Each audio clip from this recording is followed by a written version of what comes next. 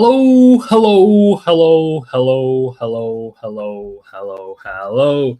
How's it going, people? Welcome to stream. Welcome. It is Wednesday, the 10th of September. Premier League is almost back. The international break, let's just say it as it is over. And we are about to kick back into Premier League action. And of course, the big questions still remain. How will Arsenal do?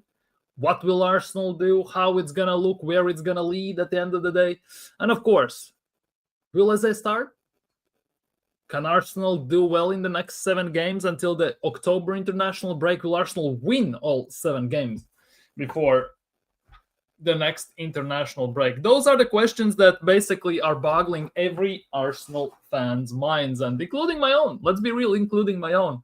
So we're definitely going to tackle that. There are some rumors that in January, Arsenal are looking to sell Trossard and Gabriel Jesus, which is quite interesting, I'm not going to lie, especially looking at the situation. Maybe a new left winger is coming, lol, and all this stuff, but we'll see what it is. We'll see how that goes. But yeah, people, just before we get into all of the stuff, smash the like button if you haven't already. Subscribe if you are new. We are on the road to 1K. And of course, leave your thoughts down the live chat so we can tackle them, we can discuss them, and we can go from there. Big up, Nems. Hope you're doing well today, my bro. Go subscribe to Nems, just started a new channel, and it talks about the Arsenal and everything. People, go show him some love as well, people. I know Arteta, big up Mubarak, by the way. I know Arteta can't start Eze, when Martinelli is available. And yeah, and that is also one of the big questions. That is one of the big questions, to be honest, because Arteta loves Martinelli. There's no secret about that. He loves his defensive work rate above all things. Let's just put it that way. And starting Eze, well, it is what it is. I guess that is something we need to figure out. Well, not we, Arteta needs to figure out how that's going to go and where that's going to lead. Let's be real. So time only will tell. Talk about the offload in January. Yes, the offload in January. Jesus and Trossard. I'm not going to lie, I have seen just the headlines more than anything that Arsenal allegedly are open and are looking to offload in January somehow Jesus and Trossard. Now, I haven't looked too much into it, where, why, how, for how much, and all this stuff. And what's the reasoning? Let's be real, we need to get them off books, but what's the big reasoning? Will we sign a player? Will we sign a left winger? Is it just to basically open up the squad, especially in talks of Jesus with the injuries and the big wages? Is it to open up the space and everything? Just go figure. But time only will tell. Big up AJ. Hope you're doing well today, my bro. The hardest working mod in the community.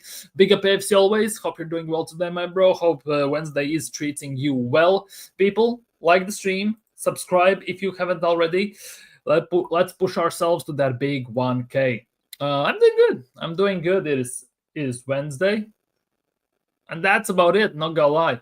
When you don't have a job, it is a bit different, I'm not gonna lie. But hey, I'm on the hunt. Nothing so far catches my eye, or no, to be honest, nowhere I even want to send my applications, my CV, my letter of recommendations, and all this motivational letters and all this stuff. But with time, everything is gonna happen with time. Big up Abs, big up Waffle Don. Hope you're doing well today. Hope you have had a fantastic day too. Go subscribe to Waffle Don as well, people. Show him some love. Also, Arsenal fan. Does watch-alongs, FPL streams, and everything. And that also reminds me, I need to lock in my FPL squad for the weekend. But yeah, go subscribe to him. Go show him some love, people. Let's see how it goes.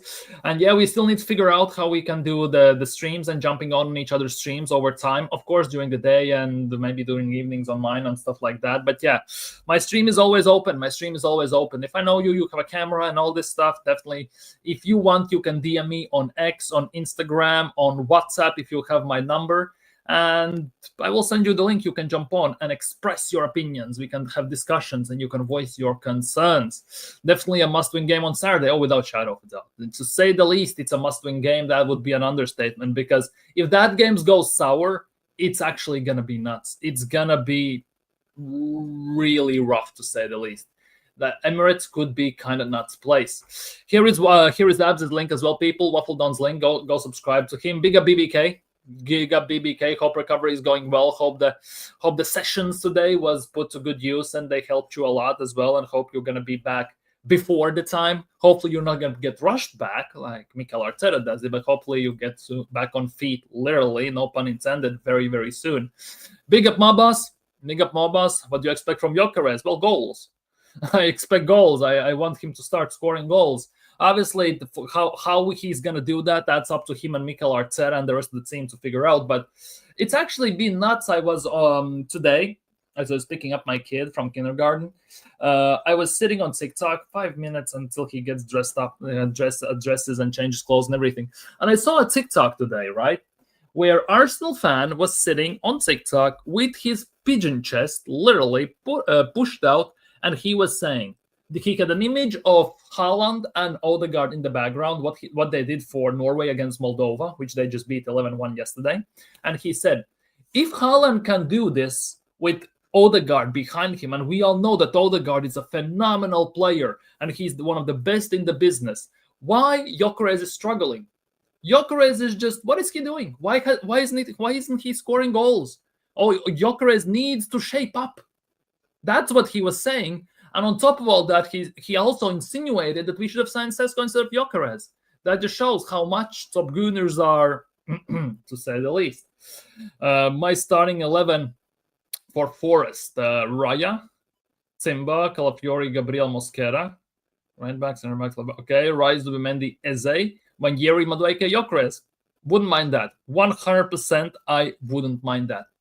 I would be all for it. Now the question is, does Arteta see it that way? Because obviously after the game that Odegaard just had basically, and he looked better than, according to Top Gunners, than Pirlo and Kaká and all them, man, he definitely is going to start. Let's be real. Let's be real.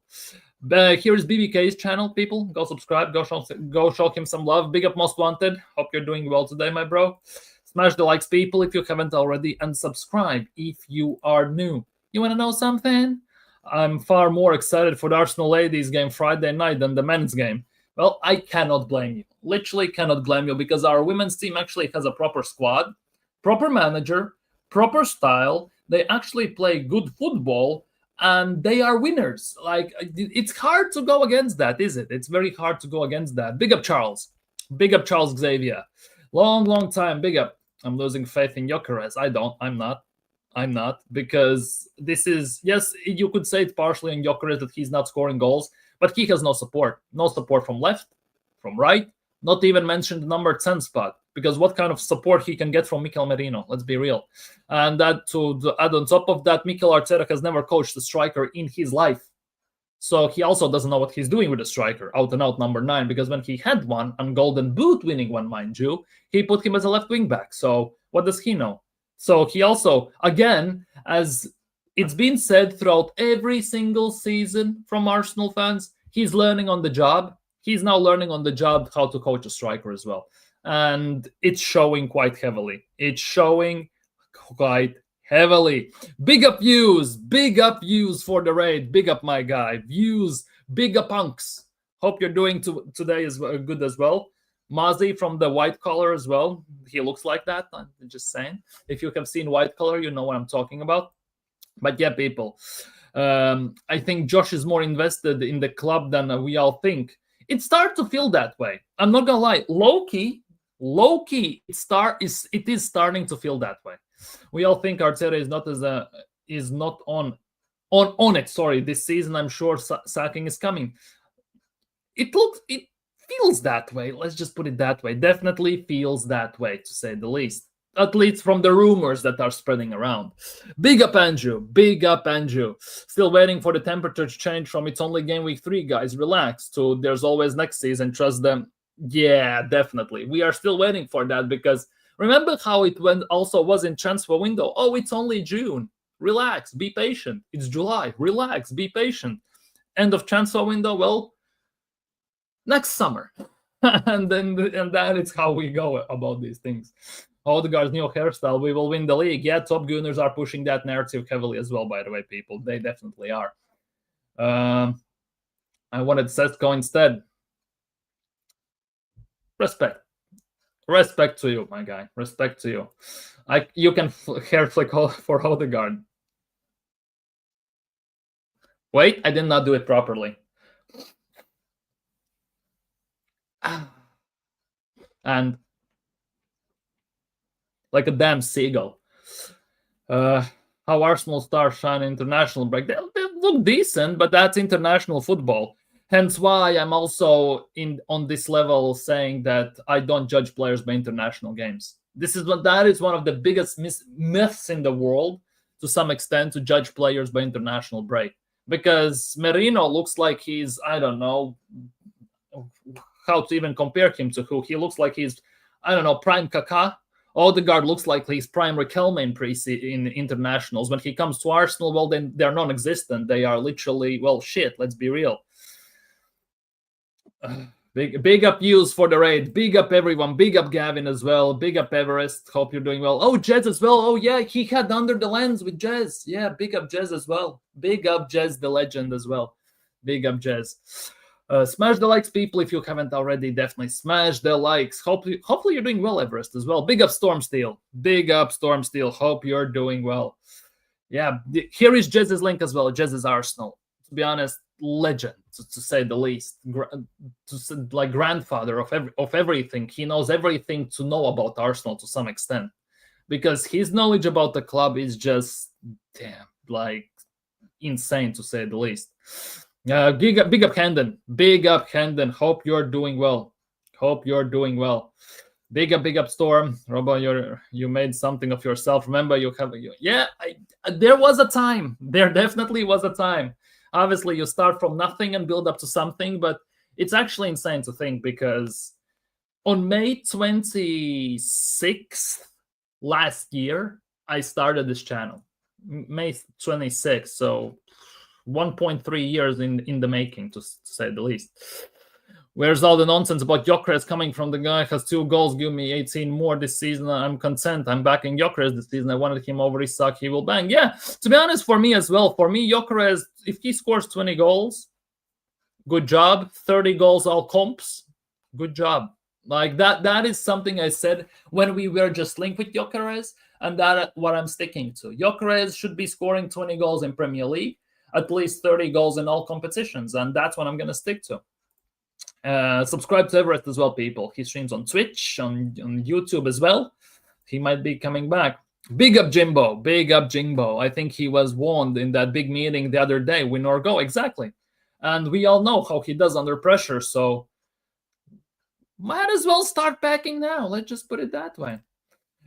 Question, can Arsenal win the next 7 games? Answer is no. And yeah, I think there will be draws. There might be losses and everything. Yes, I do. I do. Should be able to find me. It's not Latvian Gunnar, though. It's Mr. Robo19, I think. Big up Views. Big up Legend, that is Views. Big up Punks. Big up Pumps. Whilst the Unks is here, by the way. This is what I envisioned Views when he was on stream. Where is it? When I saw Views. Where is it? This one. The same image. I'm gonna show you, because this is the first person that came to mind when I thought of Views. When I saw the Views had a shave, let's just put it that way. When I saw that Views had a shave, where is it? September, Jesus. Okay, give me a second. Oh damn. Oh, okay. Come on. Save as. I swear, saving some images from the internet, it's actually kind of wild. It is actually kind of wild, because you have to convert them and all this crap that's going on. Here it is. Give me a sec. Where is Views? This is Views. This is the first person that came to mind when I saw that Views had a shave. Seriously. If you have seen White Collar, you know exactly what I'm talking about. But you kind of can see the resemblance. I'm not gonna lie. You kind of can see the resemblance, people. And just put it that way. Odegaard found his level against 54th ranked team in the world in Moldova. To be honest, cannot judge. We are below them, I think. What is our rank in FIFA? In football? Oh no, we are above them. We are 133rd, I think, or something like that. Like, just putting it that way, like I just said as it is. Here is Views' second channel. My guy is opening second channel because of some issues. And here is his second channel. He's starting there from out of scratch. So people, go subscribe if you haven't already as well. That's something. Well, to be honest, it is what it is. And here's Views' current channel as well. If you haven't already, go show him some love. Yeah, manager tags, exactly. You know, exactly. Odegaard is very nice to me. I'm not gonna lie. Odegaard, that is Mouthguard, Norgard going to play. Isn't he still injured? Isn't he still out for some time? Like, seriously. I thought Norgard was out for like until like October or something. Or is he fit right now? No, he's still out. Return time unknown.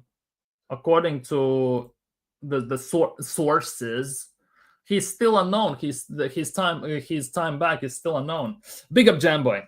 Big up Jamboy. Hope you're doing well today, my bro. Now Isak will score. And Isak will score. Gyökeres as well. He has to outscore Isak for me. Could be a very tough task because the way Liverpool are set up, I think something they're missing literally is a proper striker, and I think definitely he can drift out wide. I think Isak provides them with that, and with the ability behind him with obviously Szoboszlai, but obviously Salah, Gakpo, what's its face, McAllister. I think it's gonna be a very tough task for Gyökeres to outscore Isak. Big up Jambo, yeah. Big up Gunner for life. Big up Gunner for life. Hope you're doing well as well, my time. Best times of the month back next week. Champions League. Yeah, Champions League is back. Arsenal travel to Spain to play Bilbao away. I'm not gonna lie, I'm kind of expecting stinker of a match. I'm not gonna lie. That guy looks like... Where is it? This is Views. Seriously, this is Views. Serious talk. Looks like Views. Dim the lighting a bit though, like on his stream, and it's almost the same. Like and sub, big up Jimbo for that. Big up, big up, big up, big up. Poor lad barely got a sniff of football and already adopted the Tommy Glatzu role. He came to Arsenal, got injured instantly. That's the same thing as Merino did, which is kind of nuts, to be honest, if you ask me. But I don't know. World is a weird place. How the things work in this world, it's a very, very weird place, to say the least. I'm not gonna lie. But yeah, people, I wanted to touch on something because I haven't streamed about Arsenal in about 2-3 days. I'm not gonna lie. So definitely want to talk about this. I definitely want to talk about this because, yeah, I kind of have to. Where is it? Where is it? Where is it? This. Nope. Remove. Add. Yeah, here we go. Here we go. Arsenal legend Martin Keown calls out Peter Schmeichel deranged. He calls him deranged for his recent criticism of Arsenal. We want more. Arsenal, I feel now, are at the stage where it's a mentality change. They need to change gear. They really got to go after it. You've got to have the eye of the tiger. The thrill of the fight, to really go and win these games. Looking back, I hope we don't regret it, but it's too early in the season to write Arsenal off. I don't know if it's been calm in the media. I've listened to some people, sometimes these ex-players like Peter Schmeichel, has said that Arsenal brings something ugly to the Premier League. And it's very hard to argue against that. I'm not gonna lie, given how we play and the situations. I think that's deranged, and he thinks that's deranged about what he's talking about, and that for me is kind of insane because I would say that Schmeichel has said absolute facts about Mikel Arteta. Also, who said as well? I think also Peter Schmeichel said that Arteta is a micromanager and he's a nutcase to some extent. So, yeah. You can see certain things, but obviously people who call out when Arsenal get called out and people who fight against it mostly are the pundits who are in Arsenal's pocket, the ambassadors. So you know where this is going, right, people? Big up Stockholm Gunnar. Big up Sweden. Is Saka back from injury? No, he's out till late end of October or something like that, or he might be back after October international break, something like that. Keown is an umpty. Good player, but outside of football, no, just no. Exactly. And that is the nuts part. There are many Arsenal legends that I respect very highly to maximum extent, even. I'm not gonna lie. And as a player, I respect them to the ultimate level. I'm gonna say it as it is. As a pundit, ambassador, and all this stuff, yeah, I definitely don't agree with most of the things they say. You know, Ian Wright, Keown, who else is there? There are lots of them as well. Like, it's actually kind of nuts. Keown called Schmeichel deranged and proceeded to say Arsenal are looking good. Who's the deranged? Hey, you know how if you cannot spot a certain person in the room, it's most likely you, as they say. So you know where that is going. 19 likes, people. Big up to you all. Push it up to 20, even 30, to be honest, if it's possible. People, if it's possible. And don't forget to subscribe if you're new around here as well. Would you take Rafael Leao? Yes, I would. I would take Leao. The nuts part about Leao is, and we spoke on this yesterday when we were going through ESPN top 100 footballer rankings, which was absolutely insane because Odegaard, according to ESPN, is the 4th best, number 10 in the world. Kai Havertz is the 19th best striker in the world. Seriously. Declan Rice is the 2nd best, number 6/number 8 in the world. That is according to ESPN. America, what is a kilometer and all this stuff, you know? Like, that was nuts. But I would take Rafael. Now, what I wanted to say about Rafael is the fact that Rafael is a player when he's on it, like really on it, when you see him, the clips and all this stuff. He's a top 5 winger in the world, right? But if he stinks out the place, he stinks out the place to the maximum extent. And then he becomes, let's just put it that way, 15th best, 16th best winger in the world. He's not up there anymore. He's like, literally, he's either up here or he's down here. He doesn't have that balance yet. He's very inconsistent, in my opinion. Apparently, Saka is back in training, according to some sources. Is it full training, or is it light training, or is it physical, just he's doing runnings or something? Or is he a full contact training or what? Because there are big differences in those terms. Yes, it means he's back in training. He's closer to being back. At the same time, it means that it's still going to take some time. If it's true, watch him start at 4th. That dude, don't even put these ideas in the world. Because I'm very worried that Arteta will rush back Saliba. I'm very worried that Arteta will rush back Saliba. Because there are rumors that Saliba might be already back on the 28th of September, in a bit more than 2 weeks, right? And I don't know if it's a coincidence or not. We play Newcastle on the 28th. Whether he's being rushed back for that, whether he actually is going to be fit for that, it's actually just a big question mark. Say at least 20 likes. Bigger, people. Up them on send him down the lane. Can someone please explain to me why the top Gunners are shitting on the Arsenal ladies and Renee Slagers? Well, they are not used to success. They don't know what success is. That's about it. They have not seen their men's team succeed. So they think that anyone that succeeds, well, they need to bring them down.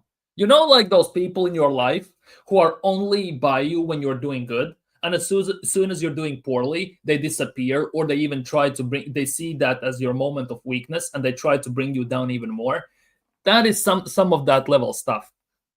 Kai Havertz at 19, exactly. Standards were nuts. Like me, Andrew, Wahaha, yesterday in the chat, there were some, Dr. Seymour Butts was here as well. We were going through that list, and oh, bloody hell, that was actually kind of insane.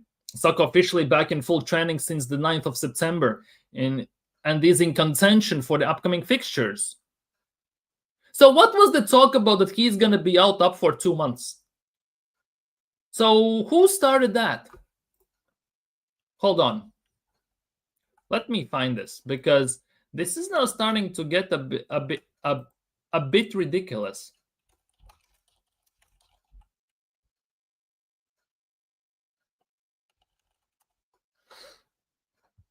because I think it was the Athletic or someone who said that Saka is gonna be out for months or something like that. Like, if that is true, like, I'm happy that he's back. Seriously, because without him, our attack is, well, the less said than better to some extent, but hey, I guess it is what it is. Rafael is cold when he's on it, but ultimately he tends to be lazy, and that is one of his biggest downfalls. I'm not gonna lie. Because they're playing bare football. Just drop you another 3 subs. Big up, Jamboy. Big up, Jamboy. Big up. I appreciate that dearly. Big up to you. Big up to you. And much appreciate that. Our boys shined in the international break. Yeah, they did. Merino looked like, I don't know, like compared to what he does at Arsenal in the midfield, he looked like a completely different person, like he was space jammed, like he's space jammed at Arsenal. To be honest, whole Arsenal squad looks like they are space jammed when they play under Arteta. That's obviously, right? But playing for Spain and playing for Arsenal, two completely different things, isn't it? Because playing under De La Fuente, under manager who has coached 95% of the players he's coaching since under like 16s, basically, because he has coached every under level. Spain play proper football. They have proper technical abilities, and they have very good players. And that's why they are the national team's best players. And their squad is better than Arsenal's squad, and it shows. And most importantly, they don't have Arteta at the wheel. So I think that is the biggest thing.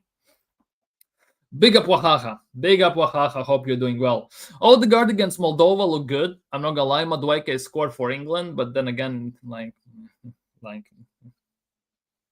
Top Gooners are saying Madueke is back. He's the best right winger since sliced bread already. Hit the likes, people. Hit the likes if you haven't already. The answer is no. True. Slaggers is embarrassing Arteta with all her success is such a... The Slaggers in 8 months did more than Arteta has done in 7 years almost. Like, let that sink in. Let's just put it that way. Your hair is running back when I'm talking jam. Big up, Mike. Big up, Mike. Hope you're doing well today, my bro. If Saka is back, let him bloody rest. Exactly. Give him few games. You don't have to play Saka against Forest to beat them. I'm just going to say this right now. Arguably, you don't even need to play Saka against that Bilbao to beat them, right? You can put Saka out for about 20, 30 minutes against Bilbao so he gets some run in his legs before Man City game. That I would get. But you don't have to, on purpose, with sheer utter determination and intent to start Saka against Forest. You should be able to beat Nottingham Forest without Saka. 100%. But obviously, on Saturday when the lineups come out, we will see what is what. I'm not gonna lie, we will see what is what. I thought we were building this better and bigger squad for reasons like these. Give Saka rest. There's no need for grinding those hamstrings into the ground. Exactly. Madueke is playing good as a right winger, much better than as the left wing. Eze most likely is gonna play left wing because Odegaard is not gonna get dropped and he will start in the 10. Gyökeres up top. We are sorted. Unless Odegaard is not going to hold bench. The game he just had against Moldova, every single Arsenal fan is well, not every, big part of Arsenal's fan base are going to see him as he has rejuvenated his career, pretty much. His new hairstyle, new haircut is like he has risen from the ashes. He has risen like Phoenix from the depths of hell to become again the Odegaard we all love and want to see. That is basically the message and everything. Big up Vigilante.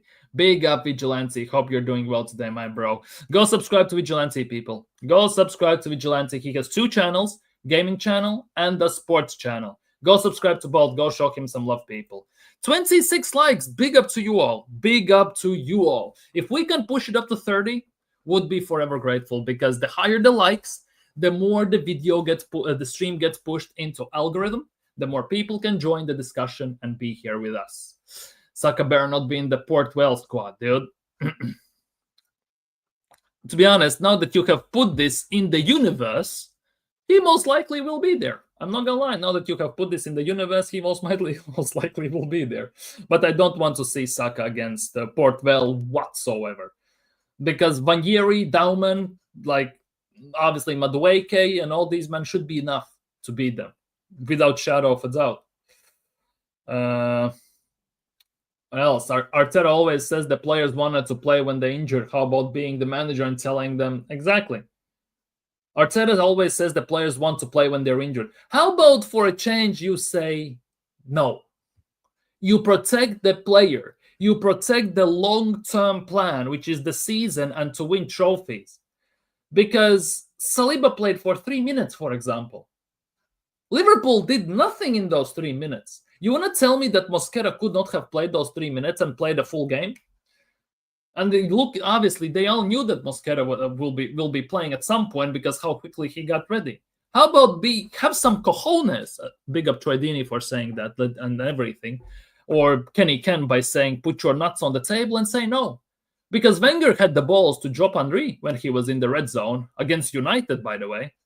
How about you do something similar? You have the squad, you have the necessary players. Alberta has provided with everything you wanted, and you still are moaning. You still are not doing it. Like, make it make sense.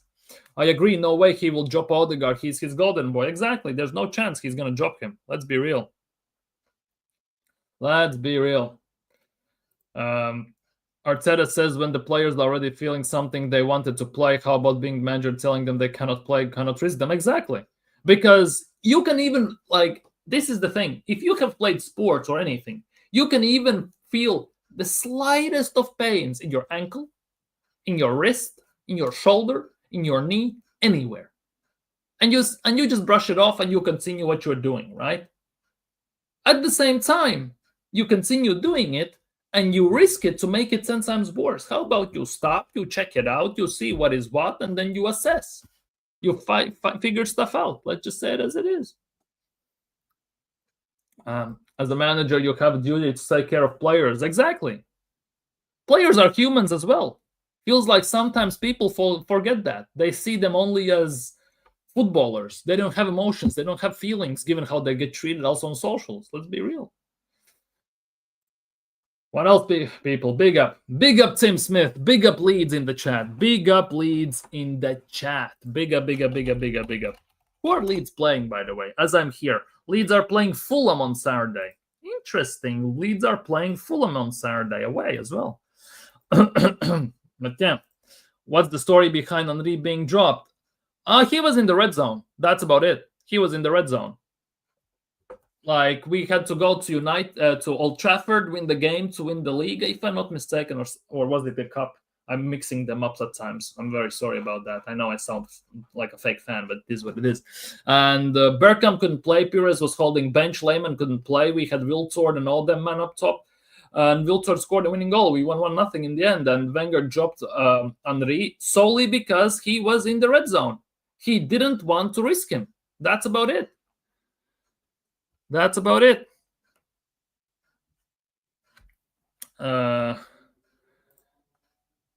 Also, before my time, why did Nedved get the Ballon d'Or over Henry? That was a robbery and a half.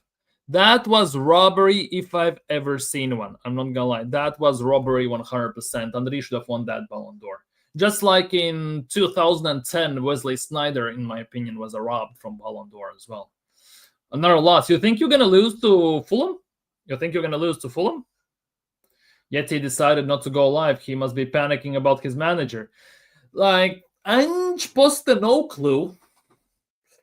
Yeah, this is the weird thing. You know how Big Ange came out at Spurs and said that he always wins something in his second season and all this stuff, right?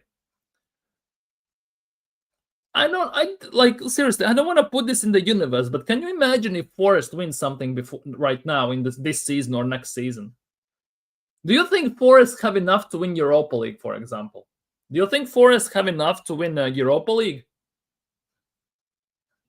Because they might. Who knows? Like, imagine Ange Postecoglou wins back-to-back Europa Leagues, one with Spurs, one with Nottingham Forest. Like, it's not like Nottingham Forest has no pedigree in Europe as well. Think about it. Overtraining, overplayed with no recovery time or injuries. Exactly. They are coming. To who? That is the big question. So you need 24 hours in your 20s to recover about 38 to 48 in your 30s. Like, and most of the players are not getting even half of that, what it feels like. Fulham has had the Nigerian team playing for them. Yeah, one half is our Nigerian team, another half is Arsenal ex-players. So they are like half and half. Fulham with Leeds should be a good game. Fulham had quite a few players away on international duty. True. That is also a case, and it will be very interesting to see. It's also it's also straight after Arsenal game, so I actually might look at that. Might look at ex-Arsenal players play and everything. What's the schedule for Saturday, by the way? What is the schedule for Saturday now that we're if we are talking about this? Obviously, Friday there are no Premier League games. So it's Arsenal, and then at 3 p.m. there are 5 games. I hate when they do that. 5 games at 3 p.m. Bournemouth, Brighton, Palace, Sunderland, Everton, Villa, Fulham, Leeds, Newcastle, Wolves. Then it's West Ham, Spurs, and Brentford, Chelsea. That's actually some very nice lineup for Saturday. I'm not gonna lie, very, very, very nice lineup for Saturday. I miss being younger. It hurts that extra soreness. Yeah, definitely. I definitely agree with that. Like, if the older you get, and if you get injured and everything, it's insanely hard to recover. On top of all that, even hangovers is insanely hard to recover because in the early 20s, you literally can party and wake up next morning and you're pretty much good to go. Right now, you have literally few drinks and next morning you're already waking up like that. Big Ange has the know-how to win Europa League, but Forest can't afford to lose 16 matches and finish 17th in the process. I can see the argument for that, but also kind of feel like if he wins Europa League and let's just say finishes 15th, right? I think Marianakis will accept that because they're going to be in Champions League next year. They will have the Super Cup to play in. I think if they do actually well in Europe, I think Marianakis would accept that. Then again, he's a madman and he definitely wants the league and everything. Think about it. If we look at those terms, yeah, I had to quit drinking. Used to be able to drink, but yeah, same. I very, very rarely now drink or anything. Sometimes I have a few beers when Arsenal play or there are some games on. Yes, but to go out, no thanks. It's even hard to drink when I go with some friends because obviously family gatherings, not my family, but overall friends and everything gather around and everything. We have overnight sauna, everything rented out and all this stuff. And it's hard, literally hard the next morning if you have too many drinks. That is the nuts part. I was also there in Highbury 98 and 2004 when we won the Premier League. Damn, big up Hendon. Very true, Roborov, being in your 30s. Hangovers definitely, they hit they hit you like a rock instantly, bang, and you're done. 3 days to recover from one night of drinking. At least, because even the nuts part is the next day you wake up and for the whole day, you literally are like a zombie walking around. It your mind is spinning. You're lucky if your head doesn't hurt. You technically know you need to do something. You need to cook. You need to clean. You need to go there. And you just lie in your bed and just think I cannot be bothered with this anymore. It's rough those days. And only wins in second year. Forest can't take those 17th place finish. Yeah, definitely, 100%. But if Ange comes in and wins this season, that definitely will put some interesting targets. Definitely, that will shake things up very, very quickly. Very, very, very, very quickly. To meet Wenger and Adams on the pitch after 90 minutes, that was phenomenal. Hendon, props to you. You have to drink when Arsenal plays. Watching Arteta ball is painful. That's why I do it. Actually, I have 2-3 beers when I watch Arsenal. I usually have game on one screen. I have some sort of watch along usually, whether it's Views, whether it's Abs, whether it's Lee Gunner, whether it's someone. I have a watch along on the other screen. Sometimes Curtis Shaw TV and everything. I have also a watch along because I cannot listen to commentary whatsoever. I usually have the option to turn off the commentary and just go with the sounds of the stadium and everything. And I go with that, especially for the away games, because it's much, much more pleasing, let's just put it that way, to the ears. And yeah, and I just type in the chat, I chat about the game and everything, and rest goes from there. Highline for life, dude. Just, yeah. What's your prediction for Forest? I'm caught in between two minds for Forest. basically. It's either going to be a massive stinkfest and it's going to be 2-1, or it's going to be a smash or like 4-1 or 4-0.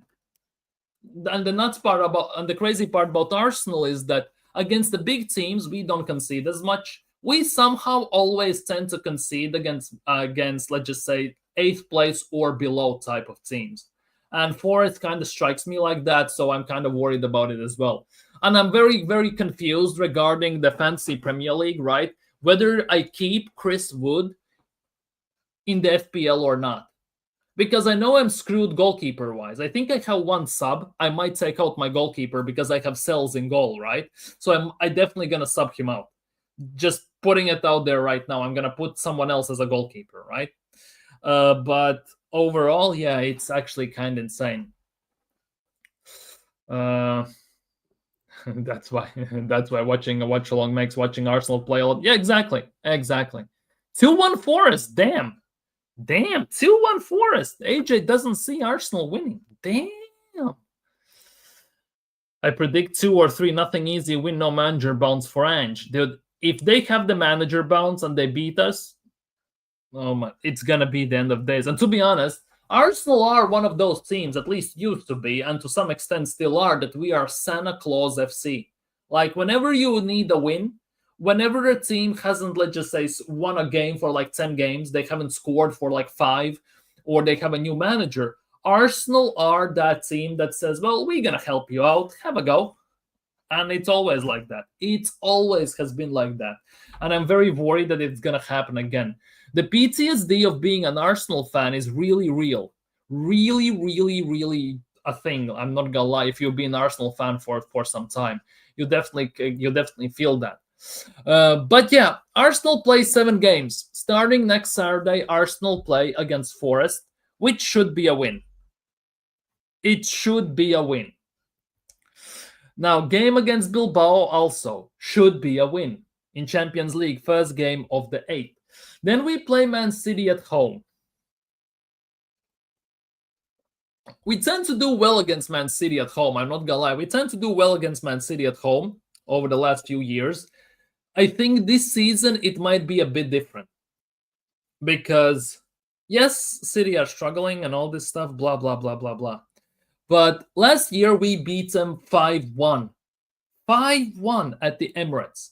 And I have a very strong feeling that they psychologically, they will hype themselves up for this game and they will want to get one over us because of that. Usually how it goes, we go there, we lose, they come here, we draw, they lose, or stuff like that. And that for me is a big, big worry.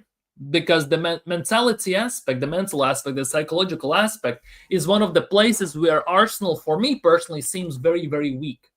And Man City have been there, they have done that and everything, and that for me is a big, big worry. Port Vale should be a win with our eyes closed, without shadow of a doubt. Newcastle away.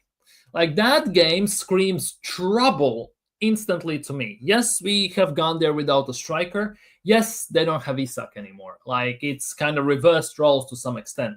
Then again, it's St. James Park. And at St. James Park, we definitely struggle. In 3 years there, we have had 3 shots on target. And that definitely cannot fly. We haven't scored there for like 3 games in a row, which is, again, another big, big worry when we go there, definitely. Home against Olympiacos should be a win. Without shadow of a doubt, we should annihilate them. It's another Marianakis team.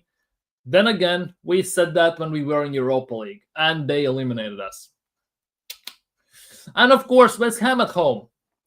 A game where we have lost 2 years in a row. We have lost against West Ham at the Emirates. We annihilate them at the London Stadium, and they beat us at the Emirates, which is quite weird because it shouldn't be that way. But hey, I guess it is what it is. But these 7 games are the ones that Arsenal have before the October international break. Then we have the break. We play Fulham away and Atletico Madrid at home. Holy crap. Yeah, so it will be very interesting to see. And we actually have quite a few home games. We have 1, 2, 3, 4. We have 4 out of 7 games 1, 2, 3, 4. Yeah, 4 out of 7 games we play are at home. Bilbao, Newcastle, and Port Vale are away. And also, the travels are not that far if you think about it. Newcastle, yes, up north, but it is what it is. Port Vale, not that far. Bilbao as well, basically right across the sea, so it's not that far as well. So also the traveling factor should not play such a big role. We don't have to fly to Turkey or Kazakhstan or wherever. Let's be real, they come to us because the Ayrat coming to us, so that's actually also very, very, very, very good. You're so right, Santa Claus FC, 3 points in the bag for you and you and you. Exactly. Are you having issues? You get a 3 points. You get a 3 points. You get 3 points. Everybody gets 3 points. And Arsenal used to be that, and they still are like that to some extent. And that for me is one of the biggest worries overall. I really drink, I smoke, doesn't. If we provide proper service for Gyökeres, we shall. Yeah, if we have proper service for Gyökeres, if we have proper tactics and system in place, we should be beating them with our eyes closed. If Ange and Forest, play high line as they did at Spurs, Gyökeres should also be thriving in those situations because they're going to be spaced out. They're going to be up the pitch. And Gyökeres thrived on that in Portugal. He thrived on that in Champions League as well. So definitely I believe that there is a big possibility that if Ange basically plays his high line with his limited time to some extent regarding getting team in shape in the system and all this stuff, we should be thriving without shadow of a doubt. Then again, it is Arsenal. Then again, we have Mikel Arteta at the wheel, which still to this day is one of the biggest worries right now. Think how was that? Yeah. Big up Hyper protagonist. Big up Hyper. Hope you're doing well. Arteta will probably play Mosley's skill against City just for the banter. I'm not gonna lie, I don't think so. I literally don't think so. For me, the nuts part is that Calafiori actually has done very well, going forwards at least. Just putting it out there, going forwards, Calafiori has done well this season for Arsenal. Defensively, it's not been very good. It also hasn't been disaster, but it's definitely not been good because he has lost his marker quite a few times. He's been skinned a few times, so that's definitely not great. Obviously, against City, it's gonna be rough. I'm not gonna lie. But for Italy also, he had very decent game when they won 5-0. 5-0, 5-2, 5-1, I don't remember. 5-0 or something like that, they won. And Calafiori had actually a very decent game, so I strongly believe that Calafiori is still going to start. Then again, Mosley Skelly didn't play the last game for England. He wasn't even registered for the game because they didn't have spaces to register him in. Let's be real. And he has had some time off at least. Then again, Calafiori also wasn't. So all options are available. But it's quite evident that Mikel Arteta, at least this season for now, favors Calafiori quite heavily over Miles Lewis-Skelly. And last year, obviously Calafiori got injured quite a few times, and Skelly had to take his spot, and he did brilliantly well. For a midfielder, as a left back, he did very, very, very well, in my opinion. The thing with Calafiori is for 45 million, I think definitely he was brought in as the starting left back. And now that he's fit, he hasn't had injuries. I think he's gonna take the starting role, in my opinion. I can't see Ange lasting long at Forest. He'll probably be looking at Edu's barbecues with what the hell is even that look? Well, we'll see. Like, Marianakis will not be afraid to pull the plug on Ange if things go south real quick. Definitely he won't be afraid. The question is who's going to come in next. That is the big question still. If we lose to Forest, he should be sacked on the spot, but I'm not that lucky. Same. If we lose to Nottingham Forest, Arteta should be sacked on the spot. There are no excuses to lose to Forest. I would argue even if we draw to some extent, right? There should be no excuse. There would be an argument for him to go because teams like Forest at home should be we should be beating with our eyes closed. without shadow of a doubt, and there are no excuses not to do that. Lose to Forest, and questions have to be asked. The pressure will be on him, and the clock will be ticking towards the sacking. Yeah, and quite rapidly as well. Well, we got a bit greedy with those points last season. 14 draws feels more like you get 1 point now, basically. And the nuts part is we had 14 draws and we lost about 21 or 22 points from winning possessions. 21 or 22 points from winning possessions we lost last year. That is literally 7 games. 7 games, which is like 18-19% of the season. Like, that is also not good enough. We drew 14 games. That is more than 1/3 of the season. That again doesn't sound too well, does it?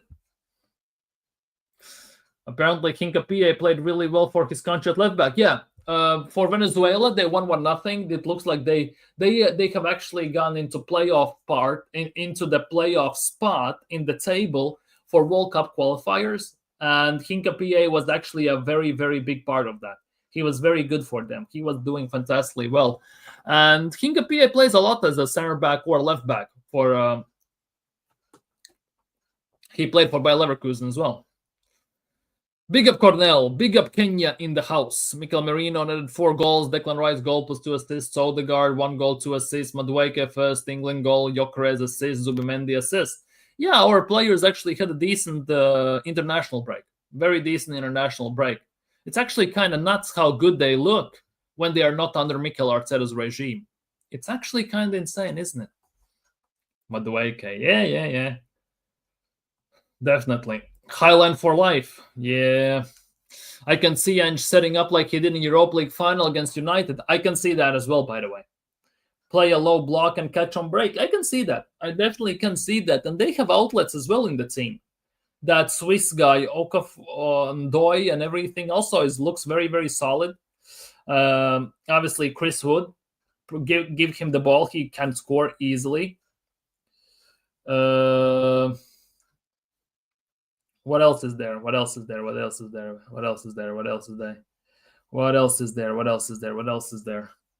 They have Morgan Gibbs-White, obviously, goes without saying.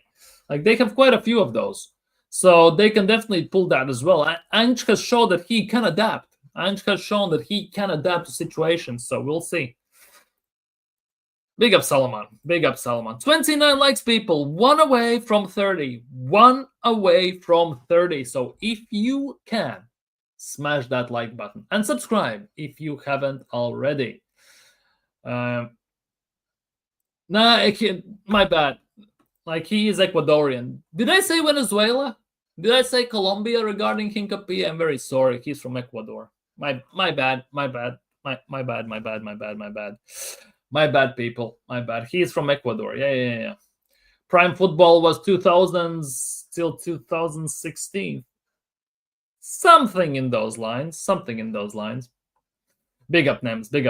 924 subs. Big up to you all. 76 subs away from the big 1,000. Big up to you all. Much appreciated. Cannot thank you enough for what you're doing for the channel and your support, your chats, your thoughts, your discussions, and everything. Your support has been absolutely insane, to say the least. But yeah, Prime MSN was good. Yeah, Prime MSN to watch. Yeah, Prime MSN definitely was great to watch. Obviously, Real Madrid had BBC and everything. Like, those times, it's actually, if you think about it, like when you started watching football and you compare it to football you are watching today, it's like you're watching completely different world. How football has, people say football has evolved. To some extent, football has reversed. It has devolved. You could argue it has gone worse because it has become like very stale, very pragmatic to some extent. The skills, the abilities, the technical aspect of the game also partially is gone, in my opinion. And players don't have the same, I don't want to say desire, because that would be very rude to say towards footballers, right? But you can tell that these players that we are seeing right now, most of them at least, right, are academy products straight up. They haven't been in the streets, like, like Brazilians who started on the streets of Rio de Janeiro or Sao Paulo and stuff like that. They haven't kicked a ball in the backyard with their mates, and they didn't have the freedom and everything. Like, you play football, the score is like 65-2 or crap like that, right? And the guy who has the ball, basically, mom calls him home. It's like 9 p.m. and you instantly, everything changes. Last goal wins, and all this stuff. The person who is the last one closest to the goal is the goalkeeper, right? It's never a foul until someone falls to the ground and screams like his leg has been cut off and everything. Like, those days, it was something different. You didn't need pitch. You didn't need specific ball, I don't know, shin pads. You didn't need boots or cleats or whatever. You didn't need goal. You had two trees there. You didn't care if the pitch was, if it was partially grass, partially mud, if there were rocks on it and everything. You just kicked ball for fun.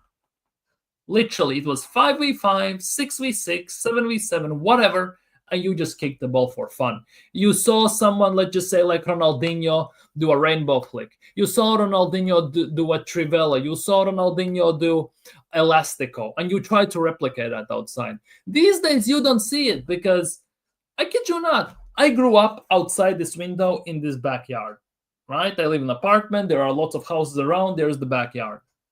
When I was growing up, there were about 15, 20 kids running around doing what they did. Either they were on the swings, either they were playing. There was a tennis court, not tennis court. There was a big court basically cut out, and they pulled a random net basically put there. They played tennis, right? They just hit the ball back and forth. There we played football, we played hide and seek, we played stuff like the banana and everything, right? And these days, I look outside. There's no one. You're lucky if you see a cat outside walking across it just because he has caught a mouse from somewhere. Like, it's actually kind of nice. Not nice, nuts. You grow up watching MSN. Big up to you. Not a bad time to grow up as well, to some extent. And aggression has been kicked out of the game. It is soft. It definitely is soft, in my opinion. Rumors coach must make amends of his game line. Neymar, Messi, Dybala are footballers. Sorry. Yeah. Right now, it is like Neymar, Messi, to some extent Dybala. From the youngest ones, Lamine Yamal. In Spanish league, Spanish second division, you have the Rodriguez. You had the one that just left Deportivo La Coruña, if I'm not mistaken, as well. You have those young, Desiree Doué is another one. You have these young players who actually have not been boxed in. Let's just put it that way, right? But then you have, but most of the guys are very specific. They have like a type. Let's just put it that way. They have been basically, they have been put a stamp on them, and they've been said, you're gonna be this, and I don't care what you think. To some extent, like somewhere the game has gone wrong. And to be honest, even the parents, as soon as their kid can kick the ball, right, instantly they get put into academy, right? And every parent thinks their kid is the best. Their kid is the next Messi or the next Ronaldo and crap like that, right? And they treat him like, I'm not gonna lie, shit to some extent.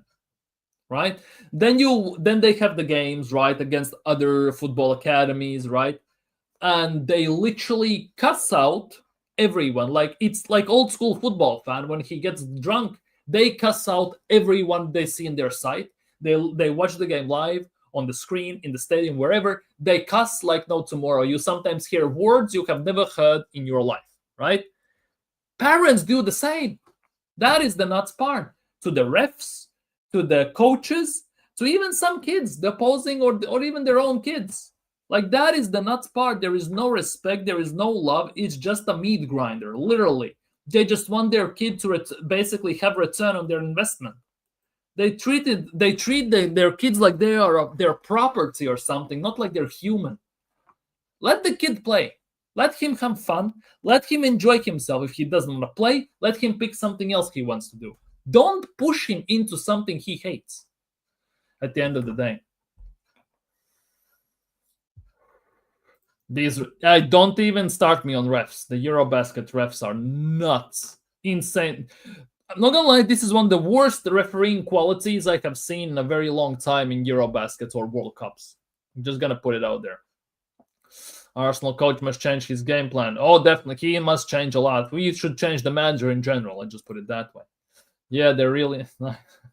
hey. Don't mock kids. Don't mock names, man. They're all indoors gaming. Yeah, they're all indoors gaming. Exactly. Phone, tablet, PS5, PS4, whatever, Xbox, PC, laptop, Switch, Nintendo, and all this stuff. They're sitting on their stupid Fortnite, Roblox, Minecraft, and all this crap. No social aspect of the game. Hence why you know how this generation are afraid to go up to a person and ask what time it is even. Like, it's insane. As a kid, we used to play a game called headers and volleys. That was the only way you was allowed to score. We rarely see headers and volley goals anymore. Yeah. We did that. We also played the one touch. We did the banana, who can do more keepy ups and everything, and all this stuff. Yeah, there were like we were playing like type of game against the wall of the house, right? That we basically were volleying it against the wall, right? And the ball could not touch the ground, right? If you hit the ball and the other person doesn't hit the ground, that person gets 1 point, right? Once that person gets 10 points, he's out of the game. And we were like 5-6 people there, and we were just doing this for hours, and we were having fun. I was born on 2004. I grew up watching Prime. Yeah, good for you also. I'm telling you, not the bad time to grow up. Ronaldinho, Figo, Zidane, Gullit, Van Basten, Maradona. Yeah, good times, exactly. Johan Cruyff, Riquelme. You can name lots of them. There are endless players. George Hagi, for example. Lothar Matthäus. I'm not going to lie, Lothar Matthäus. I really like Michael Ballack as I was growing up as a player, for example. Many people don't rate him, but I really like him. Like, there's always someone like, what's its face? Dejan Stankovic. Remember that guy? Dejan Stankovic. Dude. Obviously, Christian Radu, Baresi, Maldini. In later years, Chiellini, Bonucci, Barzagli, that trio at Juventus and for Italy was insane. Obviously, Dani Alves, Cafu, Roberto Carlos, Van Bronckhorst, Edgar Davids even, Nani. Like, the list is endless. Literally endless, to say the least. Man, Don went to Chelsea Academy in the Elite 8 and actually really good academy. Yeah, your son. Yeah. Big up to you. Hopefully he does well. I'm really missing playing football. Same. The closest thing I get to playing football is FIFA or EAFC these days. Or Football Manager. One of the two. Those players are the legends in the game. Exactly. 4 minutes to go and suddenly Germans get whistles at every rebound. Yeah, it is what it is. Yeah, it is what it is. The Dutch team of 1978, best team to never win the World Cup.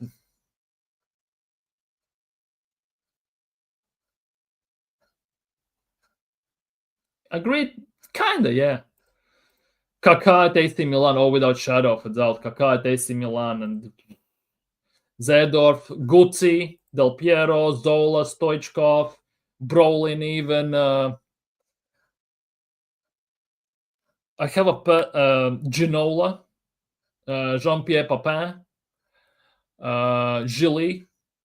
Like, there is insane amount of insane players, if you think about it even. Insane. Not even talking about, your French players. Like, those were endless chunks of them. Like, it's insane. Like Gallas, Diarra, and everyone else.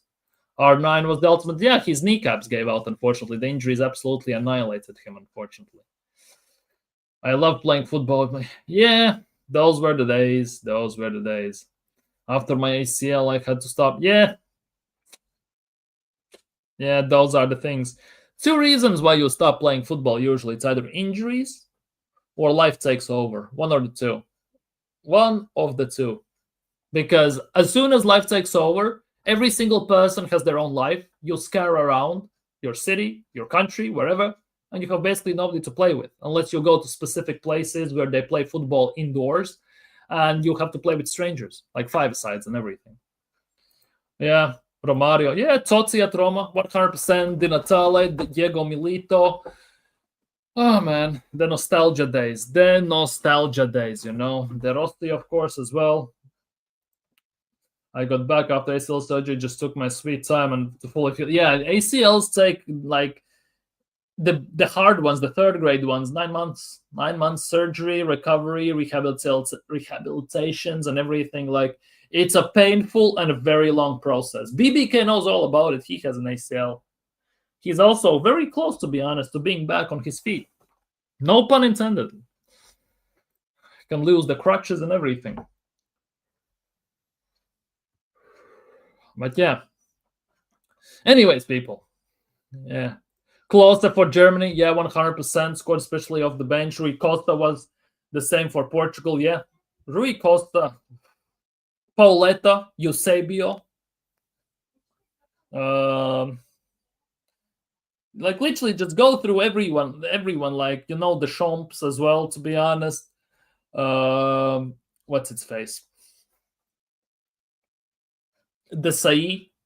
Like, and Evra, even you can put Evra there, Fabian Barthez, Oliver Kahn, Yashin, Valderrama, like endless amounts. If you want to look across the pond, most likely BBK would know this, or if you live in America, your players like Lalas, Timothy Vea, players like that, like 100% loads of them. Milan Baros, Jaap Stam, Ruud van Nistelrooy. Like we can count them for days. Sadly, I tore quite a bit. 2014 would be nice. Yeah, but was not meant to be. Yeah, Javier Zanetti, without shadow of doubt, Gennaro Gattuso, and everyone. Like there's so many. Like it's actually insane. And if you compare those players to today's players, like who in, let's just say, 20, 30 years, the generation will remember them as the best, it's not even close. Let's be real, it's not even close to some extent. I just put it that way.